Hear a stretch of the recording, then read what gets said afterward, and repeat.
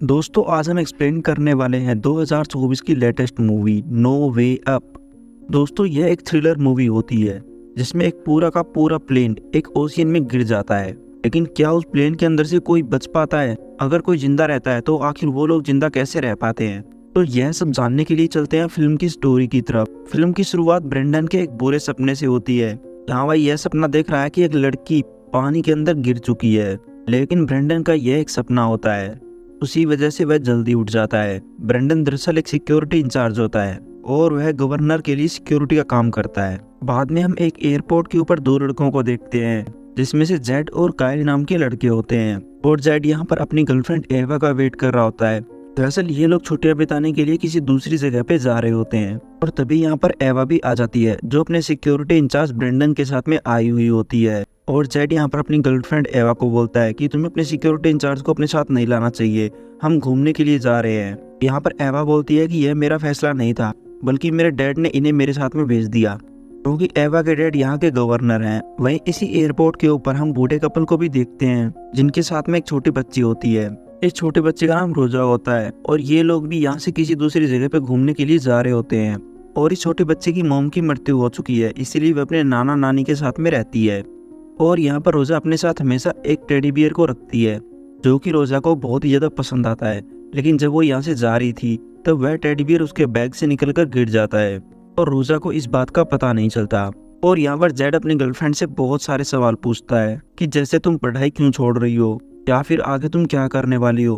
तो यहाँ पर एवा बोलती है कि मैं किसी इंटरव्यू पे नहीं जा रही, बल्कि हम घूमने के लिए जा रहे हैं, तुम मुझसे ऐसे सवाल मत करो। और वह गुस्सा होकर यहाँ से चली जाती है। और जो छोटी सी बच्ची होती है जिसका रोजा नाम होता है, वह भी अपने टेडी बियर को ढूंढ रही होती है, लेकिन उसका टेडी बियर उसे कहीं पर भी नहीं मिलता। और उसी वजह से जब वह देखने के लिए जाती है तब वह यहाँ पर एवा से टकरा जाती है। एवा यहाँ पर गुस्से में होती है, उसी वजह से वह रोजा को भी डांट देती है। बेचारी रोजा कुछ नहीं करती और अपने नाना के पास में चली जाती है। एवा को पता चल जाता है कि वो अपना टेडी बियर ढूंढ रही थी, इसीलिए एवा को वो टेडी बियर एक जगह गिरा हुआ दिखाई देता है और वो उठाकर रोजा को दे देती है। इससे रोजा बहुत ही ज्यादा खुश होती है। और बाद में ये सभी लोग प्लेन के अंदर बैठ जाते हैं। इस फ्लाइट के अंदर बहुत ही कम लोग होते हैं और सभी यात्रियों के बैठ जाने के बाद यह प्लेन यहाँ से टेक ऑफ कर लेता है। और तभी यहाँ प्लेन के अंदर एक लड़का आता है जिसका डेनियल नाम होता है और वो यहाँ पर सभी को इंस्ट्रक्शन दे रहा होता है कि आपको ऑक्सीजन मास्क किस तरह लगाना है। मतलब वो बचाव के लिए बहुत सारे इंस्ट्रक्शन देता है। लेकिन यहाँ पर जेड और कायल उस लड़के का मजाक उड़ाते हैं, लेकिन इस चीज से उस लड़के को कोई भी फर्क नहीं पड़ता। और वह लड़का यहाँ पर सभी को खाना सर्व कर रहा था। तब भी यहाँ पर वह कायल नाम का लड़का डेनियल का मजाक उड़ाता है और उसी वजह से डेनियल अपना बदला लेने के लिए कायल के ऊपर थोड़ी सी बियर गिरा देता है और यहाँ से चला जाता है। लेकिन जब यह प्लेन 20,000 फुट ऊपर होता है तभी प्लेन के सामने कुछ पक्षी आ जाते हैं और कुछ पक्षी यहाँ पर प्लेन के इंजन में चले जाते हैं। उसी वजह से इंजन में आग लग जाती है और यह प्लेन बुरी तरह से हिलने लगता है। और उसी वजह से इस प्लेन के अंदर जितने भी लोग होते हैं वो सारे डर जाते हैं। उन्हें लगने लग जाता है कि शायद हम मरने वाले हैं। और फिलहाल यह प्लेन पैसिफिक ओशियन के ऊपर से गुजर रहा होता है और देखते ही देखते इस प्लेन का एक इंजन पूरी तरह से खराब हो जाता है। उसी वजह से प्लेन पूरी तरह से अनबैलेंस हो जाता है और इंजन के कुछ टुकड़े यहाँ पर प्लेन के अंदर घुस जाते हैं। उसी वजह से प्लेन के अंदर एक छेद हो जाता है और यह छेद इतना चौड़ा होता है कि प्लेन के अंदर बैठे सारे यात्री बाहर निकलने लगते हैं और हवा में उड़ने लगते हैं और इस पैसिफिक ओशियन में गिरने लगते हैं। और जो लोग अपनी सीट बेल्ट से बंधे हुए थे केवल वही लोग बच पाते हैं। और देखते ही देखते यह पूरा का पूरा प्लेन पैसिफिक ओशियन में क्रैश हो जाता है और इस प्लेन के अंदर पानी भरना शुरू हो जाता है। इन लोगों के पास में कोई भी ऑप्शन नहीं होता।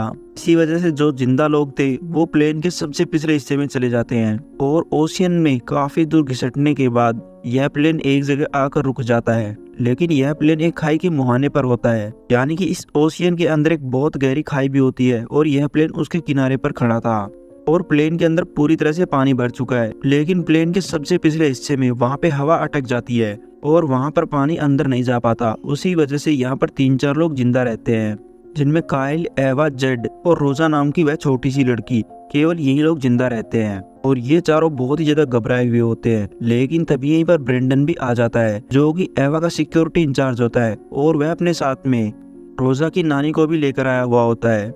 अब यहाँ पर ये कुल मिलाकर 7 लोग होते हैं जो जिंदा होते हैं और ये सातों बहुत ही ज्यादा घबराए हुए होते हैं। यहाँ पर एवा सभी को बताती है कि हमें मदद मिल जाएगी, शायद कोई ना कोई हमें बचाने के लिए जरूर आएगा। यहाँ पर ब्रेंडन होता है, वो सभी को बोलता है कि हमें होप नहीं खोनी चाहिए। जब हमारा प्लेन क्रैश हुआ था तब पायलट ने शायद मैसेज भेज दिया था और उसी मैसेज की बदौलत हमें टीम ढूंढ रही होगी, इसीलिए हमें यहीं पर रहना होगा।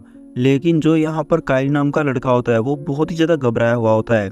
वो बोलता है कि हमें नहीं पता कि यहाँ पर हम कितनी देर जिंदा रहेंगे, अगर ऑक्सीजन खत्म हो जाएगी या इस जगह पे भी पानी भर जाएगा तब हम मर जाएंगे। तब यहाँ पर ब्रेंडन उसको डांटता है और बोलता है कि तुम्हें पॉजिटिव सोचना है ना कि नेगेटिव, और हमें उन तरीकों के बारे में ध्यान रखना होगा जिन तरीकों की मदद से हम बाहर निकल सकते हैं, और हमें वो भी चीज़ें देखनी होगी जो हमारे जीने लायक यहाँ पर मौजूद है। और वह यहाँ पर डैनियल नाम के फ्लाइट क्रू से बोलता है कि जहाज के पिछले हिस्से में 2 सिलेंडर होते हैं जिनमें ऑक्सीजन होती है, पहले वो चेक करो। इसीलिए डैनियल चेक करने के लिए जाता है तो उसे पता चलता है कि वहाँ पर 2 सिलेंडर जरूर हैं, लेकिन वो दोनों सिलेंडर ही खाली पड़े हैं। इस बात से इन सभी को डर लगने लगता है। यहाँ पर जो मार्डी नाम की औरत होती है वह बताती है कि हमारी बगल वाली सीट पे एक पेशेंट था जो अपने साथ में ऑक्सीजन का सिलेंडर लाया था, हम उस सिलेंडर का इस्तेमाल कर सकते हैं। तो यहाँ पर ब्रेंडन बोलता है कि ठीक है, मैं उस ऑक्सीजन सिलेंडर को लेने के लिए जा रहा हूँ, तुम लोग तब तक यहीं पर रुकना। साथ ही मार्डी नाम की यह औरत ये भी बोलती है कि वहाँ पर मेरा हस्बैंड है जो कि अब मर चुका है, उसके पास में उसकी कैप है, प्लीज वो कैप लाकर मुझे दे देना। तो ब्रेंडन ऐसा ही करता है, वो सिलेंडर ढूंढने के लिए चला जाता है। और हम यहाँ पर लोगों को देखते हैं जो अपनी सीट बेल्ट से बंधे हुए थे लेकिन अब उनकी मृत्यु हो चुकी है। और फाइनली यहाँ पर ब्रेंडन को वो ऑक्सीजन सिलेंडर मिल जाता है। साथ ही साथ यहाँ पर मार्टी के हस्बैंड की कैप भी मिल जाती है। और इन दोनों को लेकर जैसे ही वो आने लगता है तभी वहाँ पर एक बहुत बड़ी शार्क आ जाती है जो यहाँ पर ब्रेंडन के पैर को खा जाती है। और दूसरी तरफ वे 6 लोग ब्रेंडन का इंतजार कर रहे थे कि ब्रेंडन जल्दी आएगा। और फाइनली ब्रेंडन आ जाता है और वह इन लोगों को गैस सिलेंडर दे देता है, लेकिन तभी अचानक वह शार्क उसे खींचकर ले जाती है, यानी कि ब्रेंडन की मौत हो जाती है। और इस बात से ये 6 लोग बहुत ही ज्यादा डर जाते हैं और इन्हें पता चल जाता है कि पानी के अंदर शार्क भी हैं, इसी वजह से हम यहाँ से कभी नहीं निकल पाएंगे। लेकिन जो यहाँ पर काइल नाम का लड़का होता है उसका हाथ भी टूटा हुआ होता है और वो जोर जोर से चिल्लाने लगता है। उसी वजह से यहाँ पर जो मार्डी नाम की औरत होती है वो यहाँ पर उसकी हड्डियों को जोड़ने का काम करती है और काफी मेहनत के बाद काइल की हड्डियों को जोड़ देती है और बैंडेज लगा देती है।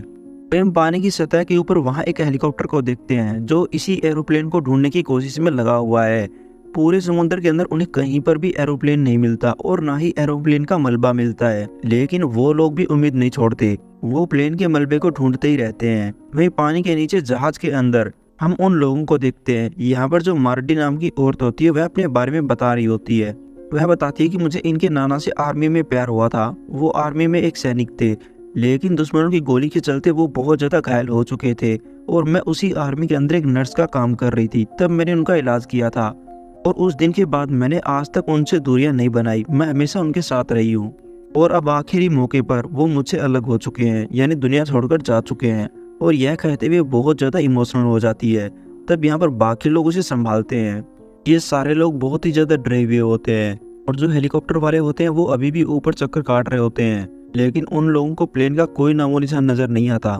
और वह पानी के नीचे प्लेन भी बहुत सारी आवाजें कर रहा था, मानो वह प्लेन टूट रहा हो। तो यहाँ पर वह जेट नाम का लड़का बताता है कि मैंने इंजीनियरिंग की है, हम पानी की इतनी गहराई में हैं, शायद पानी यहाँ पर दबाव लगा रहा है और अगर यह प्लेन पिचक गया तो हम यहीं पर मारे जाएंगे।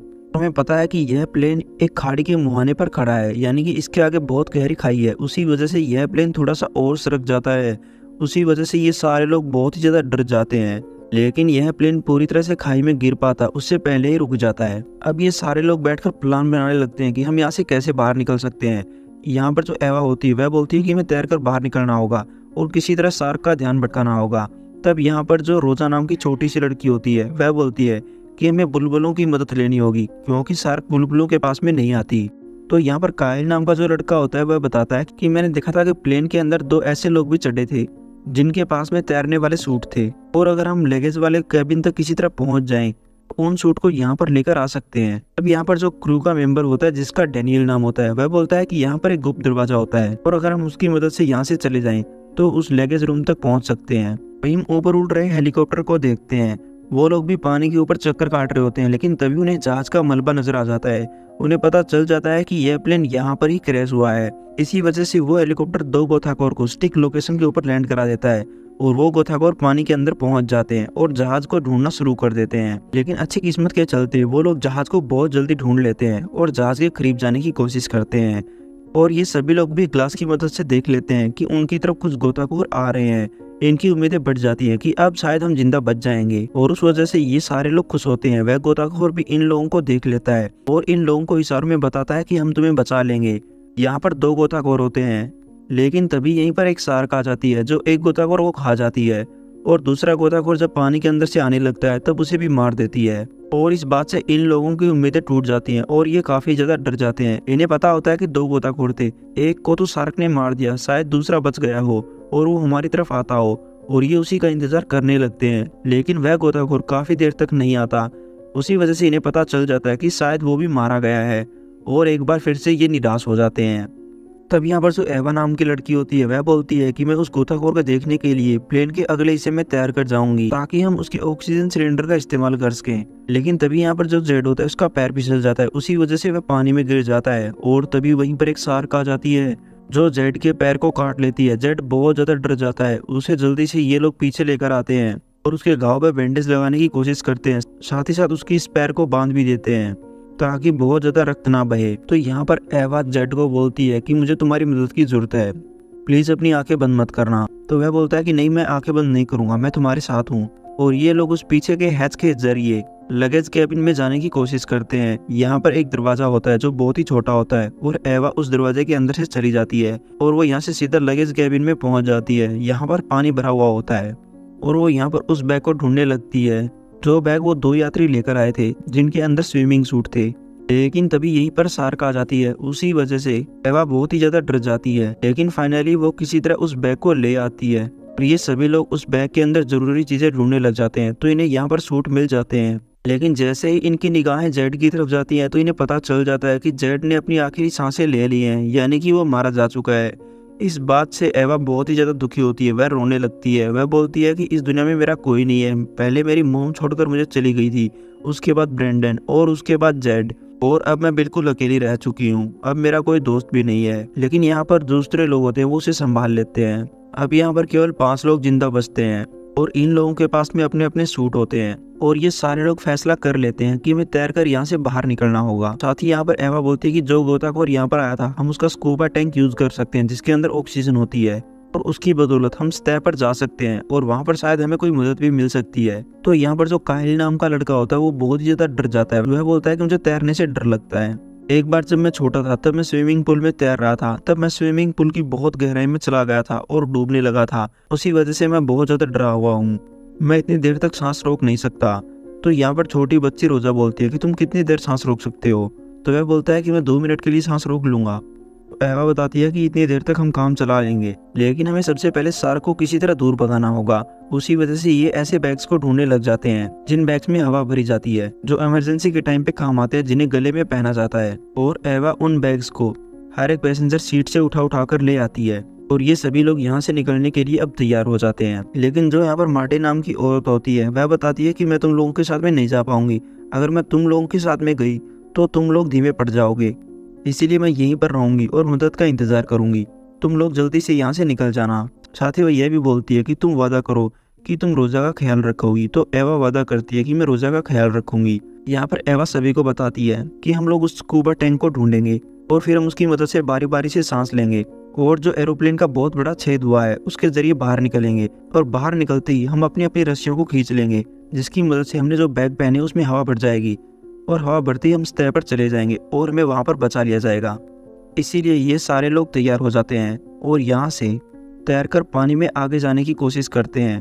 तभी इनके सामने एक शार्क आ जाती है, लेकिन ये लोग बुलबुलों की मदद से उस शार्क को दूर भगा देते हैं और वो शार्क चली जाती है। और प्लेन के अगले हिस्से में आते ही उन्हें वहां पर गोताखोर मिल जाता है और ये लोग उस गोताखोर से उस ऑक्सीजन सिलेंडर को ले लेते हैं, बारी बारी से सांस लेने लग जाते हैं। यहाँ पर अभी केवल एवा और रोजा ये दोनों ही पहुंची हैं, लेकिन डैनियल और काइल ये दोनों अभी भी पीछे हैं। काइल बहुत ही ज्यादा डर जाता है, उसी वजह से वह आगे तैर कर नहीं जाता और इसी जगह पे फंसा हुआ रहता है। लेकिन तभी उसके पास में शार्क आ जाती है जो यहाँ पर काइल को खा लेती है, इसीलिए डैनियल को वहाँ से आगे अकेले ही बढ़ना पड़ता है। और एवा यहाँ पर किसी तरह रोजा और डैनियल इन दोनों को ऑक्सीजन सिलेंडर दे देती है और इन दोनों की रस्सियों को खींच देती है। उसी वजह से इनके बैग्स के अंदर हवा भर जाती है और ये दोनों पानी की सतह पर जाने लगते हैं। और यहाँ पर एवा भी जैसे ही बाहर निकलने वाली होती है तभी जो एरोप्लेन का टूटा हुआ हिस्सा था उसके अंदर एक शार्क आ जाती है।